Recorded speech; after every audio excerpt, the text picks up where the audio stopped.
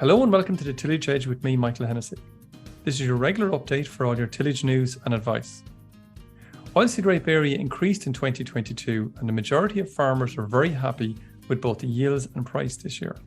Although the cost of inputs have increased hugely over the past couple of years, the forward price for 2023 is roughly 60% more than the average price for the previous 5 years. An average yielding oilseed rape crop will leave a similar margin to a good crop of winter wheat or any other cereal in the rotation. So it's worth considering the crop, but in order to get the best yields and to minimise costs, there are a number of steps which should be taken before planting. To discuss these areas, I'm delighted to be joined from Oak Park by Dermot Forristal, a researcher, and Shay, Phelan, a tillage specialist. Shay, can I first come to you? For those considering planting oilseed rape this year, what's the most ideal time of putting the crop in the ground? We're past the middle of August now, Michael, so we're getting close to that time now. And I suppose I would always kind of say, look, it depends on where you are in the country as well. As you know, I deal with growers up in the north and northwest. And for those guys, I would be saying, they should be starting anytime they get a chance now at this stage. But for most of the country, I suppose next week is probably when they would have targeted starting to drill. And I certainly wouldn't have a problem with that for any time from the 20th onwards. And in the year gone out, I would have seen that fellas who got in kind of in that 20 to 25th of August sort of slot last year when there was kind of a break in the harvest, those crops performed particularly well last year. They got up and got going quite quickly, got on good covers over the winter, and they didn't tend to suffer too much from pigeon grazing, which helped later on the season. So I would say once next week comes, I suppose most people will be starting to drill then. Okay, so planning has to start in earnest, I suppose. So with that, Shay, there's a myriad of varieties out there, and people can choose from a conventional or a hybrid, and then some have extra stuff built into them. They've got resistance to viruses and light leaf spot and pod shatter and even sclerotinia out there now. Maybe you might just give a few pointers as regards maybe the really key ones that growers should be looking out for to try and having the varieties you're going to pick for this year. Yeah, if you look at probably where a lot of our losses in yield come from, Michael, they're primarily disease and pod shatter. So really what you're looking for, whether it be a hybrid or a conventional, and most of the varieties that are available now tend to be the hybrids. So what you're really looking for there are varieties which have resistance to light leaf spot and Phoma, and you're also looking for varieties which have a pod shatter, a high score for pod shatter resistance as well. And that I suppose that's important because quite often when it comes to harvest time, if you get kind of windy weather after desiccation or close to harvest, that kind of trashing of the wind or whatever can lead to this pod shattering, and you can get quite a bit of loss at that stage.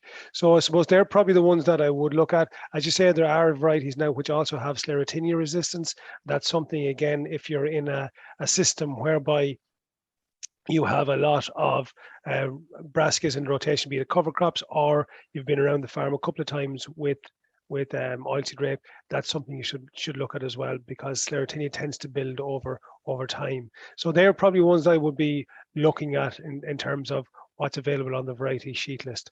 Okay, and then maybe slightly different, Shay, you also have varieties out there which have I suppose an inbuilt control system for controlling brassica weeds. You might just bring us through those varieties.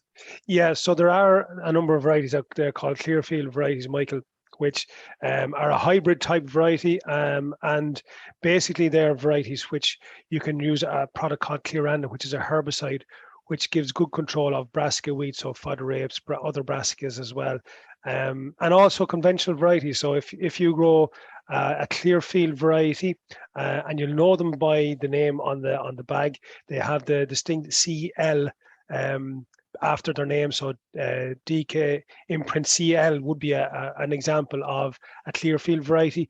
Those varieties can be grown in, say, in sites where they have high brassica pressure. And also, if you have a lot of volunteer oilseed rape coming from a previous crop, that Clearanda will kill those volunteer plants coming through as well. So that is an option there for people who have maybe, as you say, brassica problems in certain fields and they want to grow an oilseed rape variety. Those Clearfield varieties, as I say, they're distinct with the CL branding on them. They're the varieties to go for in that situation. Okay, and I think in most of the varieties, Shay, you've been talking about there generally being hybrid type varieties. Yeah. What sort of seeding rate or should farmers be looking at? Well, generally speaking, and maybe Dermot might come in on this later on. Generally speaking, when you want a good stand of crops, so you want somewhere in the region of about 30 to 40 plants per square meter. And in that scenario, you're looking at planting maybe in terms of hybrids, you're looking at probably about 50 to 60 seeds per square meter. That tends to be in around 3 kilos a hectare if you want.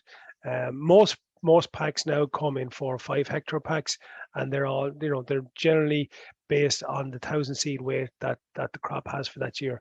But generally in that sort of ballpark, you're looking at about somewhere around 2.5, 3 kilos a hectare of those hybrid varieties. Okay, so Dermot, I want to just bring you in for a minute here. You obviously have looked at a good bit of establishment systems in Oak Park. What, obviously ploughing is kind of the major one that's out there, but apart from ploughing, is there other establishment systems that can work equally as well when compared to ploughing, or what have you found in trials? Yeah, we've looked at that. Roisin Byrne worked with us there a few years ago, and we did look at a range of systems from plough till and sow, as you said, through min till and through strip till. The strip till one we looked at that stage was the type with the subsoiler legs running a little bit shallow, row spacing of 600 millimeters, just a shallow or a narrow cultivated layer at that sort of spacing. And you can also use direct drill as well. And I suppose what we found really is that oilseed rape is amenable to establishment nearly by all systems, right? But you do still have to kind of stick to the basics in terms of that. You are working at a time of year where moisture conservation is often key, because the time of year can be quite dry. So certainly you want the seed to be in good condition. So ideally, you do want the seed to be in a kind of fine soil area and a firm soil area, so you have good seed to soil contact, because that seed is very small as well, so there's very little reserves in the seed, and that coupled with it being potentially quite dry, you do need good seed to soil contact. So any of those systems should be operated in a way of doing that. Now, those systems aren't all perfect in that.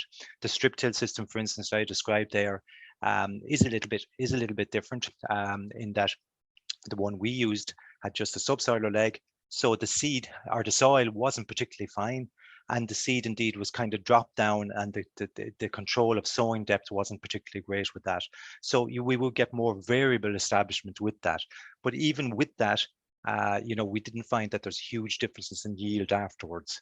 So again, all systems are kind of amenable, but like there are different ways, I suppose, to manage them, and the system of choice, often it's a factor such as labor will make a big impact on what you'll actually decide to do, because farmers are very busy at this time, often still involved in harvest, although this year has helped us there, but you have stubble cultivation requirements and so on. So you're looking for a system that's not probably going to take too much time. So certainly the labor saving advantages of some of these systems is important.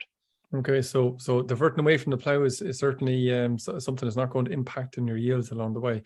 But just in terms of those cultivation systems, Dermot, is there an adjustment to be made in terms of the seed rate that you're going to put in there? As you were mentioning, sometimes the seed depth mightn't be as good as you'd like, or maybe it's a slightly wider row width, maybe. So yeah. Is there an adjustment needed there? Yeah, I think that what the adjustment is needed for is to compensate maybe for a poor establishment. I think the amount of seed that you sow, even if you're using wide rows, because we went right up to 750 millimeter wide rows, certainly up to 600 millimeters, there's not going to be a problem in terms of yield. There didn't seem to be a different response in terms of seed rate to that per se, okay? But what we would be concerned about with that system is that sometimes the seeding mechanism is crude. You're just blowing the seed on top of a kind of semi-cultivated or open top, if you like. So I think in that situation, you would be inclined to maybe use a little bit extra seed. So if Shay is kind of saying 50 seeds per square meter, maybe you go up to 60 or 70 to allow for the fact that they're not all going to establish with that system. Having said that, once they do establish with that system in a fairly tight row, there's good protection from the plant beside it, that we tended to get a good retention, I suppose, of those the plants that did come up. So there wasn't a lot of early loss or kind of overwinter loss maybe with some of those systems that you might expect in a more open scenario. So I wouldn't overdo the change in seed rate with them. But with all the systems, I'd say as well, while there's differences there in terms of depth of cultivation with min-till, for instance, the intensity with strip till and that, we still need to be aware of the basics there, that if there's compaction there, you might choose one system over another. You might choose a system that does work a little bit deeper or whatever. So don't forget the basics in terms of what you're looking for, in terms of creating a seed bed that will both establish a good crop and will support a good crop after that. So, but within that, I think all the systems can work reasonably well. And Dermot, as you mentioned, compaction, oilseed rape can suffer quite badly from compaction, can it? Yes, it can. Yeah, I think people kind of say, well, oilseed rape will kind of solve your compaction problems. I certainly wouldn't use oilseed rape that way. I think if you have, because they see a taproot or some sort of taproot, oilseed rape will very quickly tell you have compaction problems, because if you start looking at the roots in compacted areas, you'll see them trying to branch off sideways rather than going down. So I do think, yes, in terms of compaction avoidance, you do want to avoid having a compacted seedbed. So that would certainly steer me towards a system that matched the conditions you have there. So if you have compacted headlands, compacted areas within the field, well, then I go for an establishment system that will in some way deal with that or partly deal with that, because it does not like compacted ground. Okay. And Shay, just coming back to you, oilseed rape can be, I suppose, notoriously delicate at the very early stages, as Dermot suggested a minute ago. It can, I suppose, at that stage be also quite prone to pests. What sort of pests should farmers look out for during that establishment phase? Well, at the moment, there's probably two that farmers should be looking out for. Number one, obviously, are slugs. And that's probably something that, if you know the field history of the farm or the field that you're sowing it in, it's just something that you want to be aware of. And most people will, generally speaking, in their own land, they'll be fairly familiar with the land, and they'll know whether that particular fields have a slug issue or not. The other one that probably gets a lot of airplay, especially in the UK, is cabbage stem flea beetle, and we know from our colleagues across in the UK that it is a significant pest over there. And we are seeing areas over in the UK where crops, people have given up, stop growing oilseed rape for that reason. And basically what it does is it chews a hole, or a typical symptom of it is it chew a hole in the cotyledon. It's like a pellet hole from a shotgun or something like that. And they can decimate the crop very, very quickly, and especially in dry conditions. And that's probably the reason why it's not as big an issue over here, is because we tend to have damper conditions when we sow the oilseed rape, and it tends to get away from it quite quickly. The third one then, Mike, which is probably not thought about as much, and especially is a problem if you have late planted crops, are pigeons. And pigeon grazing, where you're drilling crops in September, can be a significant issue. And I've seen a number of farmers before who drilled late into September, into mid or late September, and maybe growth slowed down quite a bit. And the pigeons can simply come along and pull the plant straight out of the ground and decimate a crop very, very quickly. So the other two are the ones that people will be looking at the moment.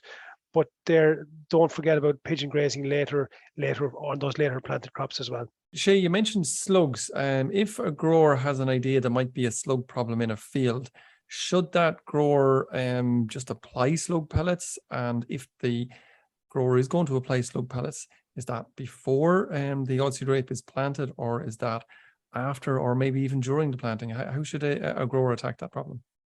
Again, Michael, as you said before, it comes back to the knowledge of the field. So if you know that there's a bad problem in that field, ideally, probably first of all, you should put down traps. Okay, I don't really like putting in slug pellets when they're drilling the crops, unless it's a very, very severe scenario. So really, what you should be doing is an IPM measure, is to try and put down some traps.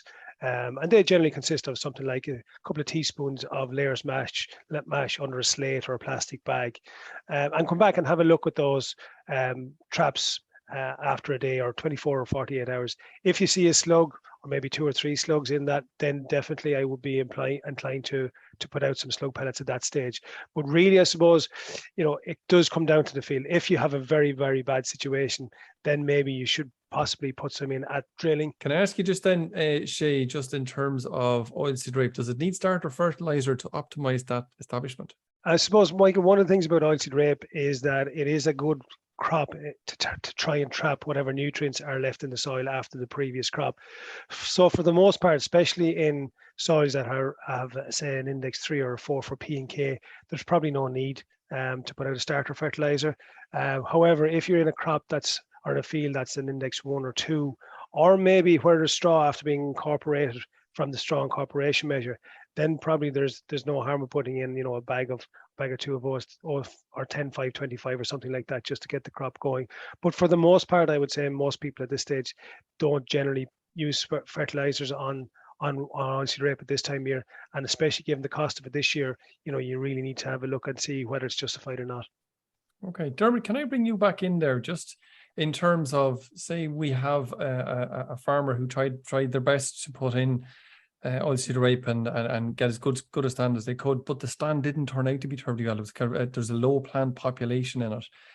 Should that farmer be worried, or is there a kind of a scenario there where oilseed rape might compensate for those lower plant stands? Yeah, I think that's an important question, Michael, because I think unless you have completely clear or blank areas in the field, oilseed rape has a tremendous ability to actually compensate for low stands. Like where you mightn't go out to establish, I think Shay was talking about trying to get a target of 30 to 40 plants per square meter. You mightn't deliberately go out to get an awful lot less than that. We've actually, during some of that crop establishment work that we did, trying to different systems, we went down to 15 seeds per square meter. We went down to 10 seeds per square meter. And provided, that they weren't, I'll come back to pigeon damage in a minute, but provided those 10 seeds established, and they did in most cases per square meter, there was no problem getting a full crop from those areas. And indeed, in most cases, the yield wasn't impacted at all in those areas. So what you want to avoid is the sort of problem that you get where you have maybe widespread slug damage, complete blank areas in the field. You can't compensate for that. But if you have 5 plants per square meter, your yield might be a little bit less in that square meter than it would be with the optimum number of 30, but it's not by any means a complete write-off at all. So it has the ability to compensate through branching, through producing more pod numbers and so on and so forth. It's very elastic in that sense, and it has the ability to compensate to a great extent. So you'd want to be very careful in deciding that a field of oilseed rape is a write-off. You'd need whole areas that are blank before you do that. Now, the exception, I suppose, the one thing that you need to do if you do end up with low plant stands, right? But they're well distributed, if you know what I mean. In other words, there isn't big blank areas. There's at least 5 plants in every square meter, and maybe 10 or 15 in others. The one thing that will hit yield a little bit is if you get a lot of pigeon damage on that. So if you get the pigeons that bring that right back to a bare stem and don't pull that out, because there's a lot of distance between each individual plant, then it's going to take a long time to fill in that green area again in the spring when it starts growing strongly. So we've seen when that has happened that there would be an impact on yield in that situation. So you need to be careful. If you have low plant stands, pigeon damage can become more important. You need to get those pigeon and that pigeon damage that you were talking about, Dermot, does that tend to be in September when it's establishing, or is that maybe a little bit further on in the year? It's usually further on, to be honest. I think that the pigeon damage, the most of it, which comes in, is kind of when they tend to get very hungry and they're looking for those crops much later, and they're coming in around Christmas or maybe a little bit after Christmas or something like that. And what I'm saying to you is that if you have a low plant stand, it's much more important to protect the crop from excessive damage at that stage, because there's just too much space between the plants. It's going to take time to fill that green area. If you have a big crop established and the pigeons graze it down, you have a relatively high plant population, a lot of stem, a lot of green material left, that's going to grow back more quickly and, maximize or optimize its canopy size much more quickly after that. So the pigeon damage is going to have less of an impact on yield. So all you're worried about that time is probably shifting the pigeons off at a certain point to let it regrow, and it'll be grand. But if you have a small and sparse crop, if you let them graze it down really, really tight, even if you do shift off the pigeons then in the middle or end of February, it's probably going to be a lot slower filling in that green area, and that may have an impact on yield. So just if you do have low plant populations, watch the pigeons, much more important. And Dermot, as you mentioned, the kind of the green leaf area, and there is an interaction with that in terms of the nitrogen that's captured by the oilseed rape. You might just briefly give listeners an idea about building up that green leaf area and the potential savings, I suppose, either in nitrogen or cost, and certainly both, that can present in comparison to maybe cereals that might be on the farm? Yeah, look, oilseed rape is tremendously flexible in that regard. So we now know, and like some of the work that we did, like we're following on from a lot of the UK that's been work on canopy management, and Shiva Rahimi Tama has just finished a PhD in that area. And it is as they found in the UK, but there's a few other little small tweaks to it. We can manage canopies now. So oilseed rape has a tremendous capacity in the autumn and early winter period of soaking up and beneficially using the nitrogen to build canopy. And right, that's a saving. Like any cover crop, that prevents us having nitrogen lost or leached into waterways. But unlike the cover crops, it makes good and immediate use of that nitrogen straight away. In other words, if we still have that canopy present in the springtime in advance of applying fertilizer, there's quite a considerable amount of nitrogen tied up in the plant, and that will substitute for the nitrogen that you would normally apply. So if you have a green area, and most farmers are now familiar with the green area index concept, this year, for instance, we had some very large crops that had a green area index of 2 units. The amount of nitrogen in the crop at that time, this is post-winter, like in February before nitrogen applied, the amount of nitrogen with a green area index of 2 is about 100 kilos of nitrogen actually in that crop already. Okay, a cereal crop can't really do that. You're probably restricted to 20 or 30 kilos of nitrogen at max that it can beneficially, you can grow a crop that would do that. That's still a satisfactory crop to manage the following spring, if you like. In other words, if you try to grow something that would carry more nitrogen, use more nitrogen, look, you cause all sorts of problems. So that 100 kilos of nitrogen that the oilseed rape has, plus whatever is in the soil, might be 20, 30, 40 kilos of nitrogen, you can more or less take that off of the nitrogen requirement that's there. And I think earlier in this year, we were looking at an example where that could reduce, compared to a smaller crop, right? That could reduce the amount of required nitrogen by about 100 kilos per hectare, compared to a smaller crop. And that gives a saving in cost over a very small crop at this year's prices of over 200, maybe 250 euros per hectare. So if the nitrogen is there, if the nitrogen is out there in the soil, it will capture it very well, save it from leaching, but also make good use of it in producing nitrogen saving in the following season. And that's kind of unique to oilseed rape. And the other benefit to this canopy management approach is that I think we can say now with a degree of confidence, a few years ago, we'd have been a little bit cautious about, earlier sowing, and letting a big canopy develop, if you like, because we're afraid of producing excessive canopies, right, beyond what we needed, an excessive pod layer, excessive flowering, and poor delivery of light to the pod layer, and so on, and crops may be that large. But now, if we aggressively manage those big canopies, so if we do have a lot of nitrogen, we've sown early, it's taken up, we produce a big canopy, now we know we can aggressively manage those in the spring by holding off the nitrogen, and we'll still produce then an optimum yield in that scenario. So we have the kind of confidence to do that now, that if we have conditions that let the big canopy grow, and not every year, you won't get this every year by any means, but if the conditions are there to take up that nitrogen and produce that canopy, that bigger canopy post-winter, we now know how to manage it by simply cutting back on nitrogen, saving us money then, but also producing a crop structure that will give the optimum yield. So would it be safe to say, Dermot, that there's big savings there, as you mentioned, 250 euros a hectare, or potentially 100 euros an acre in that, which is phenomenal. The key point there, I suppose, really is that getting rape in early will give you the best chance of getting that larger canopy. Would that be right? Yeah, but I'm not saying we're always targeting that big canopy, but you are right. But what I'm saying is, I suppose last year was the kind of extreme of it, both in terms of price and in terms of we did have some very big canopies there. There was a lot of nitrogen that was captured by rape crops. So I don't know, would you necessarily go out,